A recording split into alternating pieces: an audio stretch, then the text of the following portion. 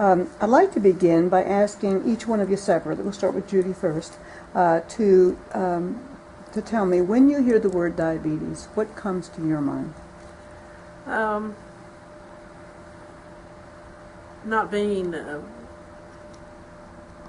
times that you really don't feel good. I have a time with mine, it can spike or it can drop all of a sudden.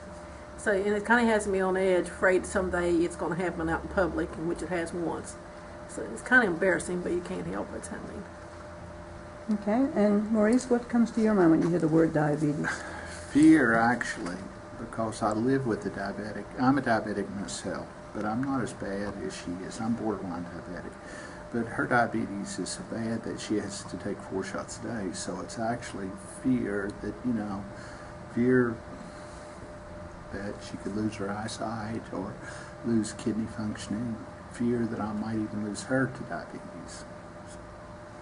And so both of you have the disease. Mm-hmm. Mm-hmm. So Judy, why don't you tell me, tell me your story. How did you come to be diagnosed and find out? Well, I have been a diabetic 24 years now. And before that, I'm sure I was. I just didn't catch up to the symptoms. Because, I had times that I would get real weak, and I even went completely down one time. And it didn't show anything. Of course, by then I got straightened up, I guess. But, and then when I was diagnosed, Dr. Pick used to be a doctor here in town. I went to him, and he said, we're going to do, the test. And so I was there all day. Drink the stuff and go back, drink the stuff and go back. And then he had announced that I am a diabetic. Well, I didn't take that too well. I did okay. I helped myself together till I got to my car, and I sat there and bawled. I thought, this is the end. I'll never be able to do anything. This is it. Then I had a husband and a little boy at home, and I decided, you can't let this get you down. You have to fight. So it's a struggle. There's, like I say, there are days I just don't feel good, and there's days I feel good and I overdo myself. I'm on a roll. I start something and I keep going. And when you were told that you had diabetes, were you given instructions on what you needed to do? Yes. Diet, exercise. It scared me to death. I did exactly what they said, And then they discovered that they gave me the wrong, little book that gives you the foods and what you can eat and how much. They gave me one that you could eat all the fruit you wanted. Well, they discovered that they gave me the wrong book because fruits make their own sugar. So they had to change that. And I have times, like everybody else, I do what I'm supposed to do. And I have times, like we went to Golden Corral last night, I paid the price afterwards. So we try not to go places like that anymore when we have to, just once in a while. And Maurice, tell me, how did you come to get diagnosed? What happened with you? Well, this has been going on a long time with me. I've always been a big eater. And how many years ago was it? Something like 10 years ago, I was diagnosed with a thyroid problem. Mm-hmm. And my metabolism slowed down. Then I started gaining weight. And along with the gaining weight, I started to have a craving for sweets. I don't know what it was all about, but I just craved sweets. I would go past the refrigerator and get something sweet or eat something sweet before bedtime. It seems like I couldn't get enough sweets. And I went to Dr. Peter Riggin down at Maysville, and he told me, he said, you're in a high-risk category. He said, you're gaining weight. He said, do you crave sweets? I said, I certainly do.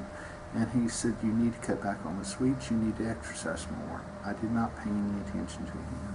I continued with the sweets, slowed down with my exercise. Then, shortly after that, I learned I was a diabetic. But it wasn't a fast diagnosis. I went and had blood tests and blood tests and blood tests. There was something like 3 or 4 blood tests before they actually determined that I was a diabetic, because each time it was right on the border. They were saying, well, you could be a diabetic, then again, maybe you're not a diabetic. Then Dr.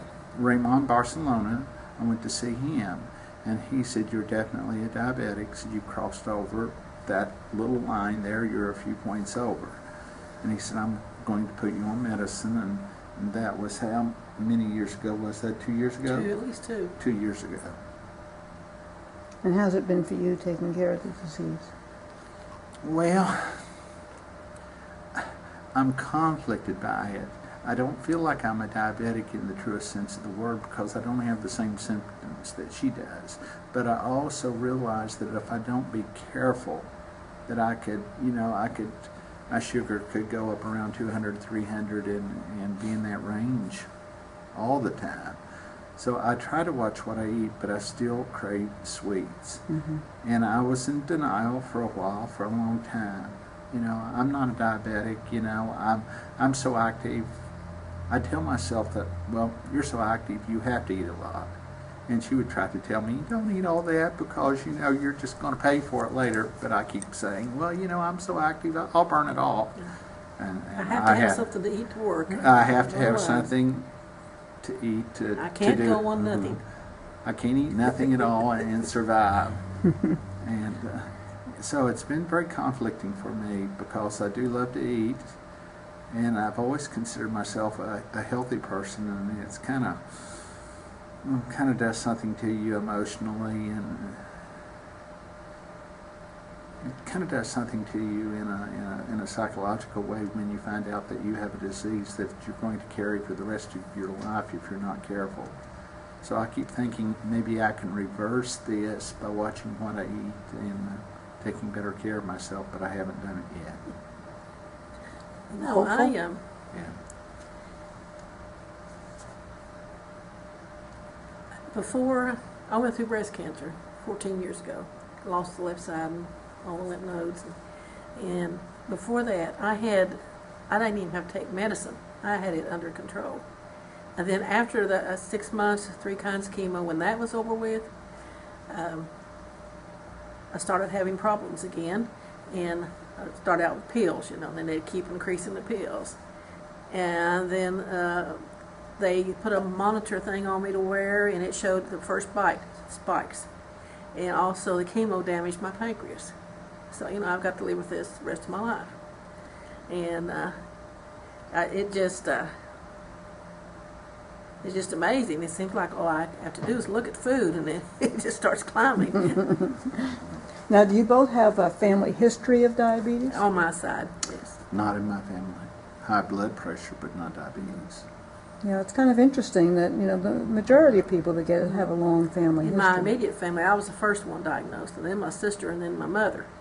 And my mother's uncle, just about every family member is a diabetic. And those that are alive now. Were you diagnosed with diabetes before the cancer or after? Yes, before. Before. I've been cancer-free 14 years, and I've been a diabetic 24. Mm-hmm. And my people are big people. Dad's brothers and sisters were all big people, and you would think that there would have been diabetes in my family, but no, heart trouble, cancer and heart trouble, but not diabetes. People use that term, big people. Yeah. Can you define that? Well, I always have had the misconception that only large people become diabetics, but I've got a real good friend. His name is Dal Blivens, and he is a small man, but he's a bad diabetic. Mm-hmm. And he's a tiny man, and I keep thinking, how could Dal be a diabetic and be so small? But and he manages his. It's just been a misconception on my part to think only big people become diabetics. Mm-hmm. He's a volunteer fireman. He just he stays active, but he's a bad diabetic. Mm-hmm. And so, what's big look like in your family? Stocky. Big, stocky, tall and stocky. Not necessarily fat. There's just stocky. Mm-hmm. Mm-hmm. Now, how do you support one another? Well, I fuss at him when he gets into too many sweets. And I never fuss at you.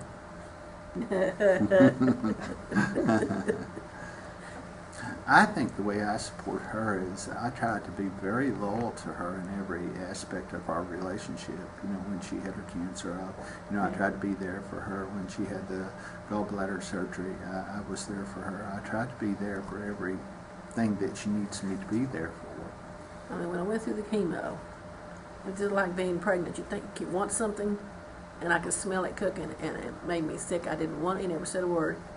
Next time, I'd say I want something else, and he'd fix it. I couldn't eat it. You know, he's always been really good. Now, I know that you've been involved with the Diabetes a Family Matter program this year. How has that helped you? I think it's getting me back on the right road. You know, sometimes like I say, I kind of stray over a little bit to the left or the right, but I think that's been a great program. We need more people. There's a lot more diabetics than what shows up, and we need a lot more people to really get involved. I think the way it's helped me, it's made me more conscious of the fact that there are certain things that are really going to hurt you. I mean, you have to be on guard for certain things like saturated fats and too much salt and that kind of thing. That diabetes in itself, you have to break it down into different aspects: the diet part, the mental part, there's just so many aspects to diabetes, and you have to break it down. And I think the program helps break it down into different parts where you can relate to what can I eat, what can I eat, how does this food hurt me, how does this food help me. Diabetes is a very complex disease. In other words, it takes a lot of things to think about. What's the most challenging for you? Most challenging for me? The most challenging is things I really want to eat and I know I shouldn't eat. You know, and it's challenging in the fact, I think the worst thing though is having to fool with all this insulin. You know, that's time consuming, but you know you have to do it. When he first told me I had to start on insulin, I got in the car and cried, and I told him I wasn't going to do it. No way. Then I realized if I was going to have any life at all, I was going to do it, and I now do it. I didn't want to the first time. I mean, I thought of everything I could think of. You know, the needle, no, not now. This is going to hurt. You know, I just kept putting it off. Finally, I did it. How is it now? Oh, it's just like eating candy, you know. You just know you're going to have to do it. It's not... Of course, I can't eat the candy. Now, do you have any problem with low blood sugars? Oh, yes. I can go either way. So that makes it really challenging any very day, challenging. doesn't it? I can go either way, you know. I make sure that, you know, my sugar's okay before I get in the car, because I definitely don't want to be in something like that, you know, especially if someone else got hurt or something. And it makes it very scary because I've seen her at times where she looked like she was just going to pass out any second, and her skin would become white and wet, clammy. I can hear everybody around me, but I just can't communicate.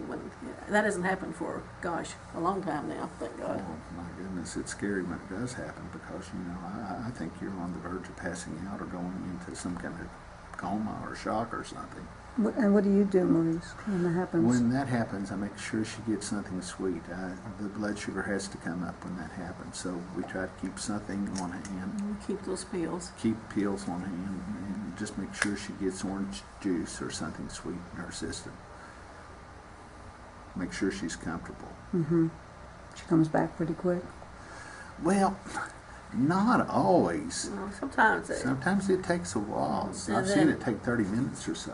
And then the rest of that day, I don't feel good. It just does something to you. She's nodding her head. She's surely been there. And you know the thing that scares me, the pallor of the person. It almost makes a person look like a dead person. It does. It's So it's scary to be a family member and see that because they just look. She just gets so ghostly pale when it happens. Yeah. And the pallor of the person, it just looks like, I hate to use the word corpse, but it looks, you know, looks like a corpse in a way. It's very disconcerting. And what's the biggest challenge for you in taking care of your diabetes, managing it? The biggest challenge for me is I love to eat. And I just, you know, I just want to, and I not only want to eat, I want to eat large. And when we go to this class over here tonight at the extension office, they're trying to teach us to eat smaller portions. Well, to me, a portion is about the size of that purse over there, and a portion is not a handful to me. And, you know, they're trying to teach us to eat smaller portions, and I keep thinking, can I make it on a portion that big? So that's the biggest challenge to me, is just to limit my intake of food. Have you been trying to incorporate some of these things into Oh, yeah. what have you been doing? What have you been doing at home? Because you've both been going, right, to the... We started buying Mrs. Dash. Instead of using salt, use Mrs. Dash. Instead of using sugar, we use sweet and low an awful lot. I had a time with him at first with Mrs. Dash. He says, it don't taste like salt in the food. I said, pour some more Mrs. Dash in, you know, and he had a time adjusting to that there at first. And a big thing that we have stopped doing is we have stopped making all this bread. Yeah, Both of us are bread It's my eaters. weakness is cornbread out of the So- oven with butter. At one time, every meal I was making biscuits or cornbread. I mean, you know, a big pan of it, and we were eating it. And now we cut out the bread. We just don't have bread with meals. How about the vegetables? Are you able to add more vegetables? Oh, we have green beans a lot, don't we? And we have Potatoes. green beans and potatoes an awful lot. Instead of frying the potatoes, we often Take boil them. And the red potatoes and leave the skin on them and cut them in half. And So you're learning some things from the class. we either you know, boil them or put them on the beans. I think one of the biggest things we're learning from the class is, you know, you don't have to put a lot of lard and a lot of shortening and a lot of seasoning into things for them to taste good. But we really haven't had that for years because they cut salt and sugar both out on me. And if I get, like in a restaurant, get hold of something that's real sweet or real salty, it makes me half sick because my system's not used to it. The class has showed us that, you know, food can actually taste good without all that extra junk in it. Well, that's a surprise, isn't it? Yeah, it is. Sometimes we hide the taste of items. We have used called Salt Sense. It's third less sodium. We've used that for years. But we're into Mrs. Dash now. We got most of the varieties they have out. But the portion size is still... The portions, I'm going to have to learn to cut down on the portion size. We don't set the table.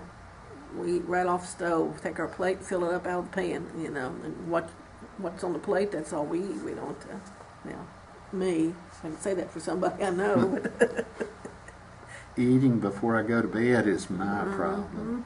I eat, then I check my sugar, and that's not good. You know, you're just defeating I just the don't know purpose. why it's 1:30 or 1:40. I said, did Maybe you eat you just 2 ate cookies? something. Yeah. But it seems like I'm hungry before I go to bed, so I'm going to have to work on that, find some way of controlling my hunger before I go to bed. Do you drink much water? I see you have a... I drink a lot of water, but I don't drink enough water. I really don't like the taste of water. Water to me is boring. It's got to have something in it. You know, it's got to have some kind of flavor. So what we've been buying this stuff that's called Crystal Light. We've been buying these drinks, powder drinks, where you put it in a glass or put it in a pitcher and you mix it up, and it doesn't have any sugar. The taste is pretty good.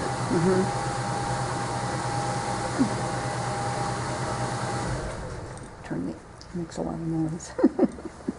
Thank you. Do you have children? One. He's 30. Okay, and does he live here in the community? No, or- he's in the Army. He's in Alabama right now. Oh, really? Well, do you worry about him with diabetes? Not really, because he is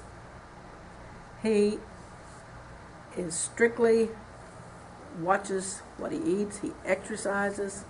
I think all this scared him into it, because he was pretty chunky in high school, and then he got in ROTC and he followed that all the way through college, and then went right on in the Army as an officer. And he's conscious of what he eats. He exercises. He runs, and you know he's more conscious than we are put together. Very. You can offer dessert to him, and he'll No. say, no, I don't put that stuff in my body. Yeah. It's like, So he really is focusing. And I think I may have been a diabetic all those years, and he's seen me when I've been down, and I think it's pretty into. I keep suggesting to him that maybe once a year he should have it checked, but he's very conscious of what he eats. he's always reading up on what it takes to stay healthy. Yeah. He's always reading articles from medical journals and this and that about what it takes to be physically fit and healthy. And he runs, he jogs every day, he eats properly, I think he eats too many salads. I mean, to me, you can eat too many salads. Now, what about activity? How do you get the activity that you need? Well, I work at the bank. I stay busy all the time. I'm the kind of person, I'm finding it hard to sit here right now because, I'm most usually up doing something. And if I'm home, I'm on the move, I'm either mowing the yard or painting something or fixing something. So You take the dog, our son's dog, for a walk. And I take the dog for a walk. I take the dog for a walk about 3 times a week. And so I'm staying busy just all the time, by working at the bank. He's part lab, part Rottweiler, but he's a house dog. They recently divorced, and so we inherited the grand dog. The grand dog. Because our son can't, with his job, he's gone too much. So, now me, I've got a bad knee and I've got arthritis, so I can't do a whole lot of walking like around the block like I used to do. But I try to keep on the move in the house and out in the yard, and I try to, do some bending exercises. Have you ever belonged to a group where you did group exercises, or? No, we've never. When they had this place out here by the Primary Plus open where they did the physical activity, what was that called? I forget the name of it. But there was a place. It was like a gym. It was like a gym. You could enroll for a year or a month or whatever and go do exercise. We thought about joining that at one time, but we never did. Never got the job done. Now it's closed. One of the things that's of great concern is the increasing number of people that are getting type 2 diabetes, and particularly our young people. And I just kind of wondered, when you look around the community and you see the children, do you see overweight or obese children? We just commented on that recently. You go out like we went to Golden Corral last night. Any place like that you go, it seems like the children and the adults. Like there's one family there last night. A little girl couldn't have been over 8 or 9. She was huge for her age. The large people that you see now seems like it's just more and more. And I tell you what concerns me about these little children is little children don't know the science behind why they're getting big. The grown-ups, if you're a parent and you have a little one and you see your child is too big for his age, you've got to realize, or you should realize, but the child doesn't have the knowledge to realize, well, I'm getting too big, but the parent should have that knowledge. And that kind of worries me. And it seems like one of the things we're recognizing is that many parents don't know how to cook. No. And they really don't understand. It's a lost art. Yeah, and they don't understand nutrition. Or canning, they don't, freezing. Don't garden. No. All those things we used to do. I wonder if you had any ideas about things we might do to kind of bring people along, to help them gain those skills back again. Shut down McDonald's. That's what we edited. That's got to be taken out. Shut down McDonald's. And no, I tell you what I think people need to do is just look in the mirror and take an honest look, make an honest assessment of themselves. And I don't think I've done that actually, but we need to make an honest assessment of ourselves and convince people in some way, shape, or form that they need to have a checkup from time to time. Well, Get people to the doctor and let the doctor determine if they're headed in the direction of diabetes. Well, a lot of their food is fast foods. Not a lot of people take time out to cook a meal. It's just whatever you can find or stick in the oven and the school lunches, the children, it's basically something fast. But once again, get people to the doctor and get the doctors to be painfully honest.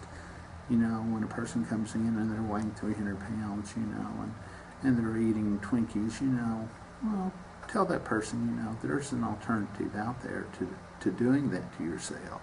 into your kids. There's some people you can't help. We have a neighbor. I mean, he'd give you a shirt off his back if he thought you needed it.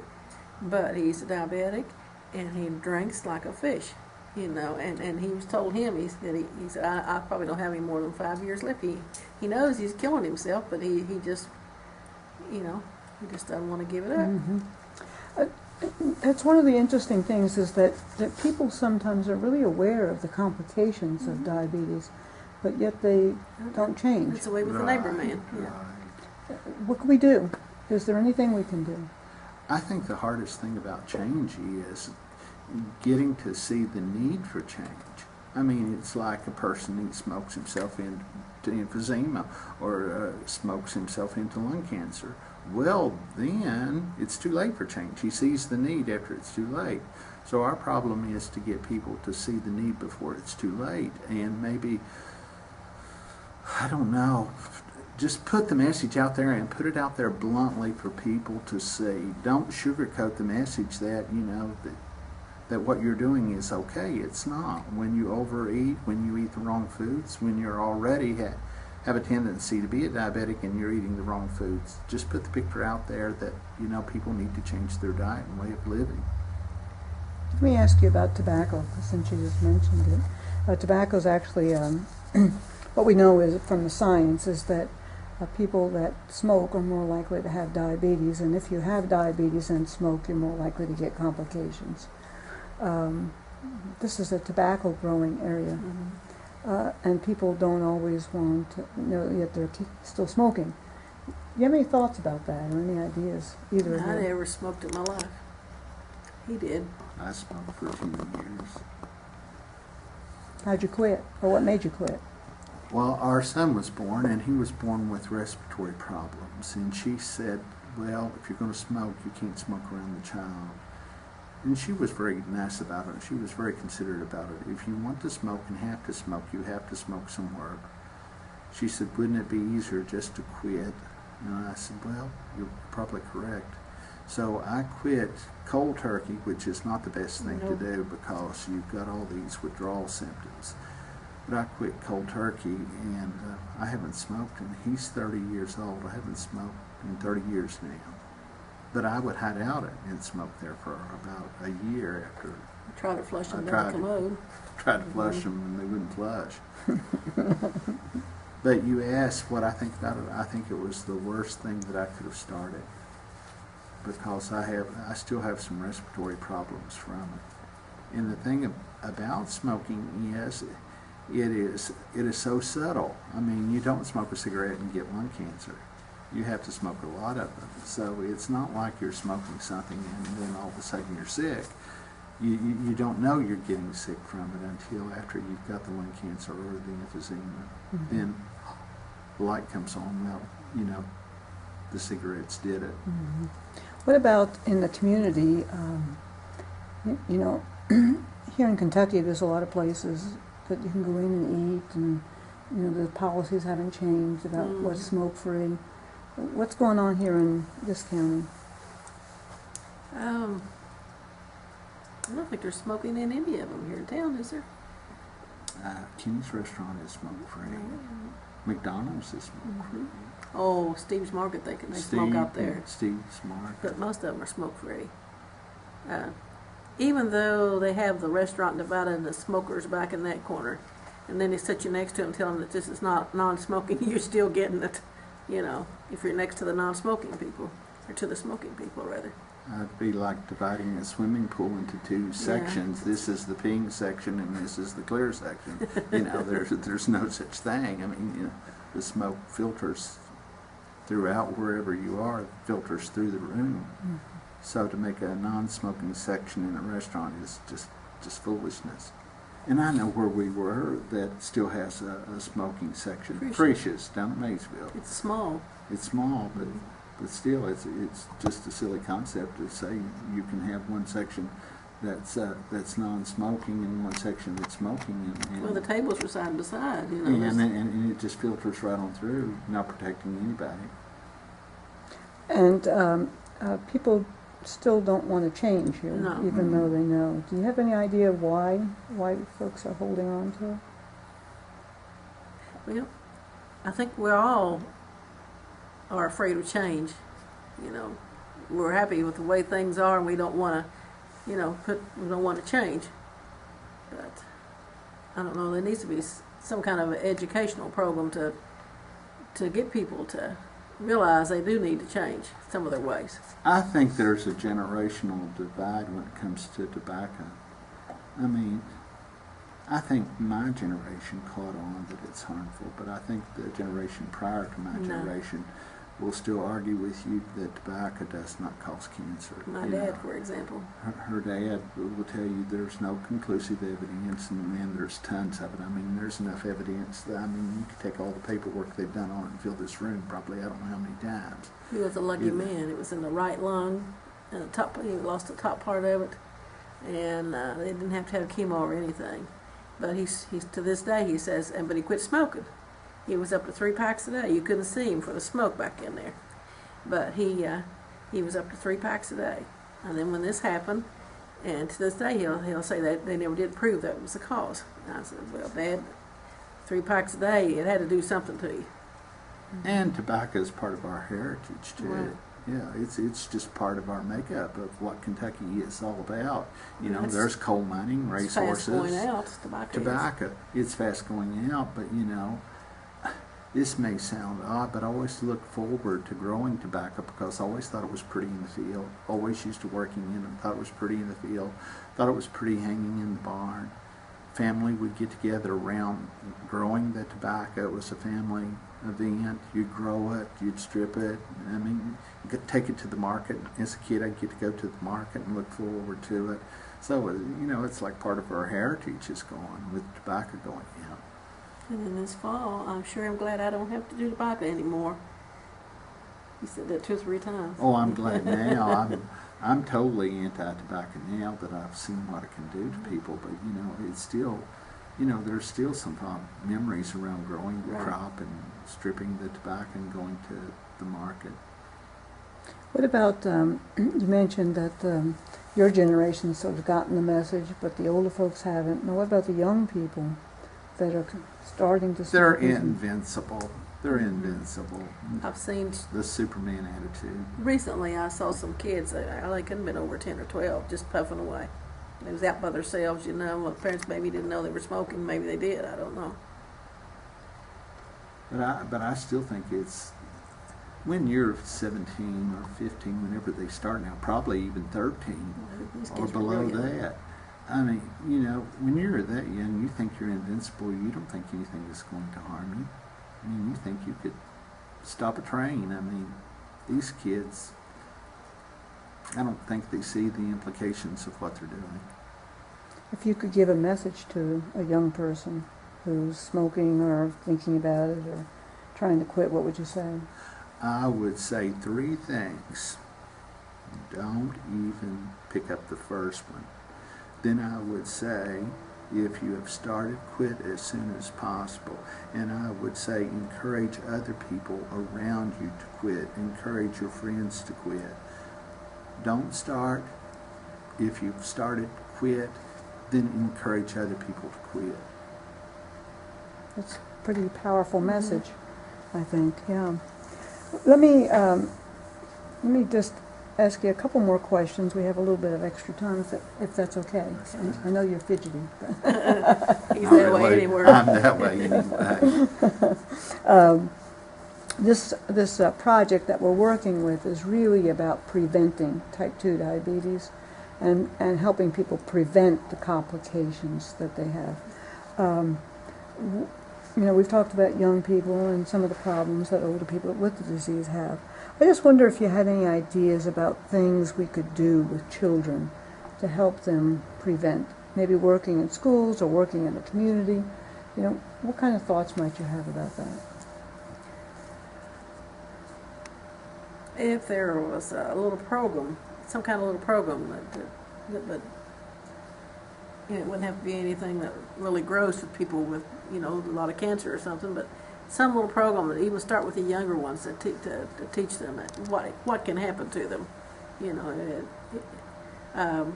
what to eat. And, you know, they eat a lot of snacks. if you could have, if they had like in the schools have a little program that you could reach more children that way, because you'd be in the school building, and it wouldn't have to be a very long program.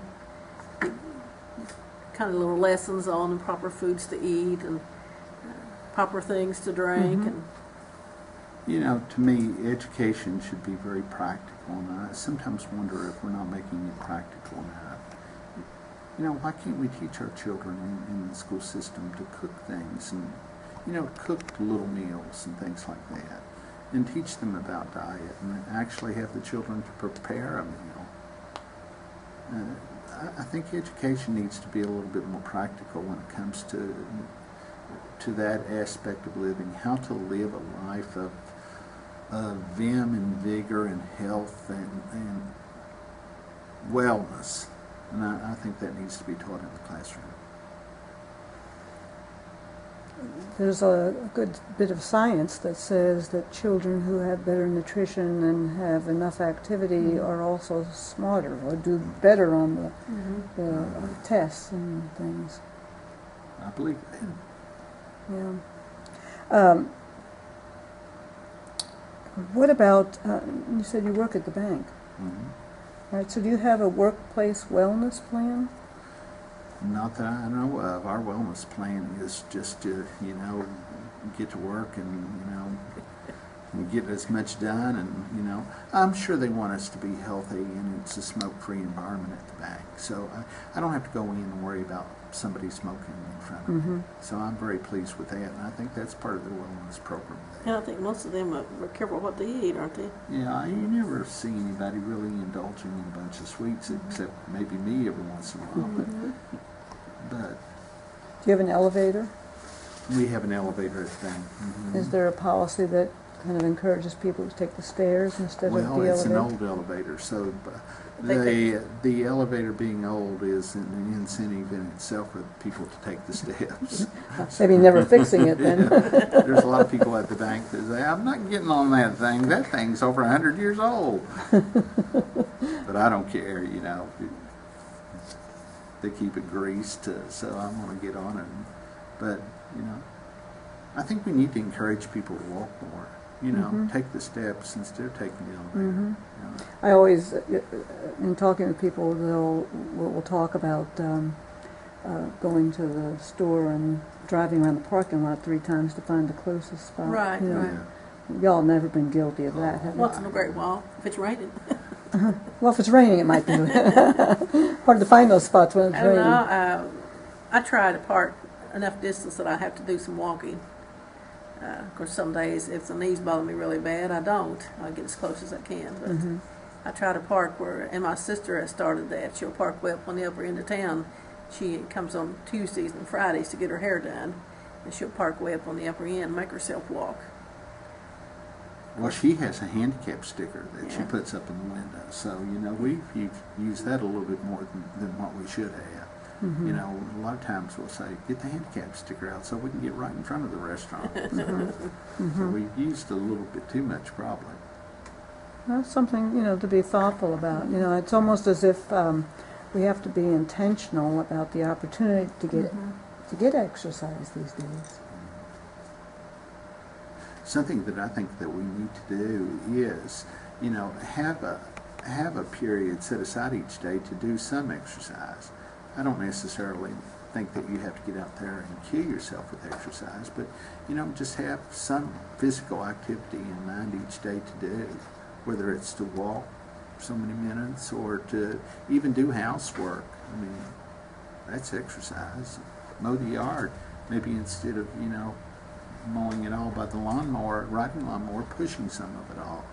That's quite a bit of exercise, but just plan some kind of physical activity each day. Even using that weed or Yeah. Yeah, he's forced into pushing because the riding mower's got 2 belts off of it. So he mowed it last week by pushing.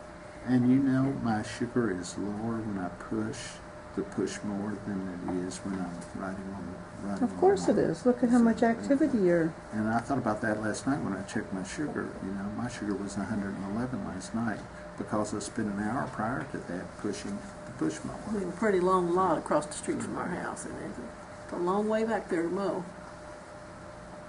How'd you feel after you finished? You know, I felt better than what I thought I would have. You know, I thought I would have been really exhausted, but I slept well last night, and it was actually good for me. It was. What'd you do when you were a boy? When I was a boy, I grew up on a farm, and there were always things to do. We had dairy cattle, we had tobacco, we had chores. I mean, you know, I think the term chore has become kind of an old-fashioned term, an old-fashioned word in a way, but we actually had chores to do. We didn't have gas heater, we didn't have electric heat. We had coal and wood, and you had to get the wood. You had to actually go out into the woods and cut the trees and get the wood, bring it in, then you had to saw it up, then you had to pack it to the house. So we had cows to milk, and we always had tobacco to chop out, and corn to hoe, and cattle. Our farm was divided into two sections. This big farm, around 160 acres. And a creek ran through the farm. You actually had to go downhill, cross the creek, then up the other hill to get to where the cattle was, to bring the cattle in. And it was my job to walk that distance to get the cattle and bring them in. So I had a lot of physical activity as a child. You probably didn't think much about it. No. You know, back then, you know, kids played outside. I can remember when I was a child, my mother would put us outside, and we'd get to come in at lunchtime. We'd get to come in at bedtime. You know, there wasn't any sitting around the TV or sitting around the computer and playing games. It was, you stayed outside. She had things for us to do outside, and if she didn't have things for us to do, we created things to do. That's hurting our children.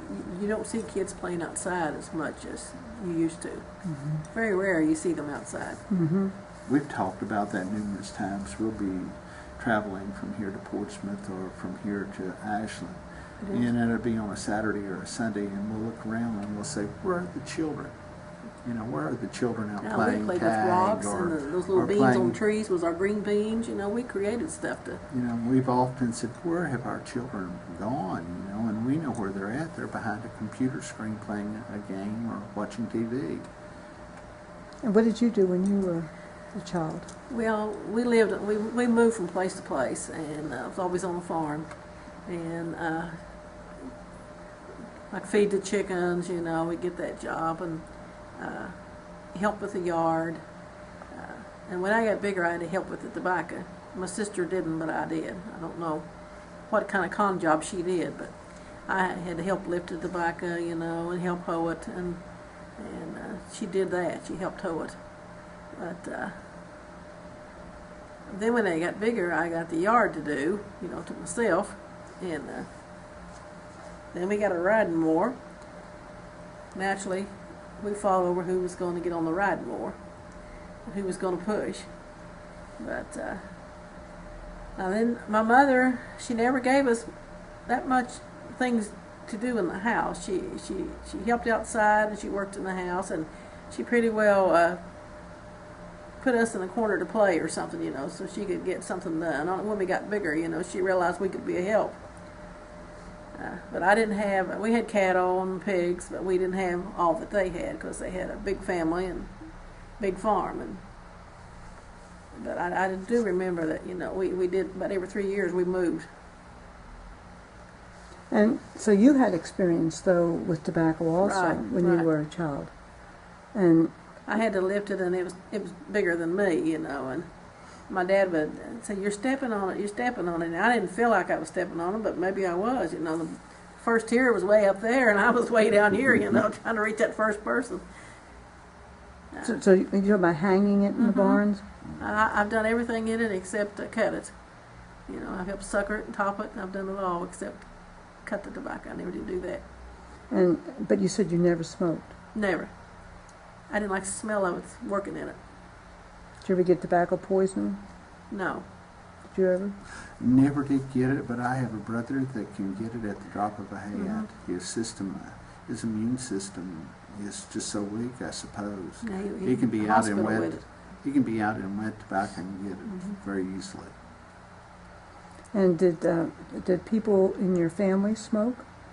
My dad did. the only one. Okay, and he's the one you were talking about earlier. Yeah. And your dad and everybody in your family. Everybody your in my sister. family. And the sad thing about it, my mother went to the doctor one time, and the doctor said, "Mrs. Carver, how long have you been smoking?" Well, she never smoked a cigarette. My mother was a very prim and proper lady. Never drank, never smoked, never did anything wrong. You know, she, almost like a saint in a way. And the doctor said, "Mrs. Carver, you've got the lungs of a smoker."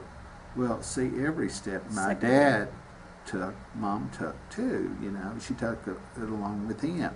I mean, they worked out in the field together. They traveled together. Wherever he was, she was. And she was getting all that secondhand smoke.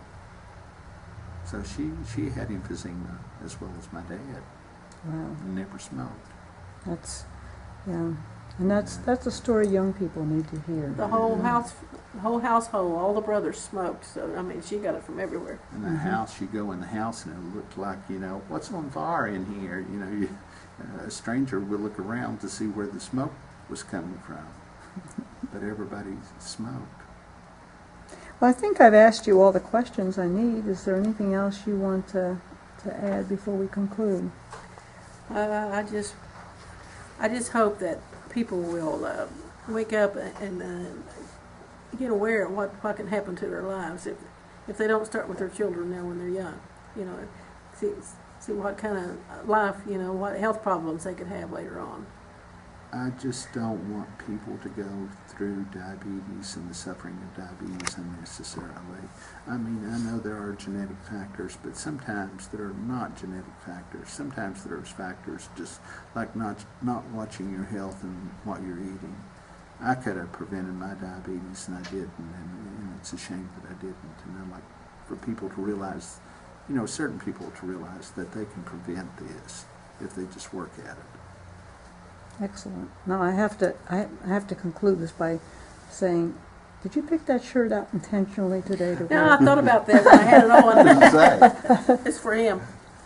Oh, this is for him. I was right. The better news is you You were wrong. She wear that often? I tell you what, in our relationship, there's no right and wrong. We just, you know, we both, we take the time to communicate. I hope we do anyway. We might fuss at each other, but in the next few minutes we're all right. Yeah, we have a good relationship. That's a lot to be. How long you been married? 32, 31, be 32. We'll be 32 in January. Excellent. Well,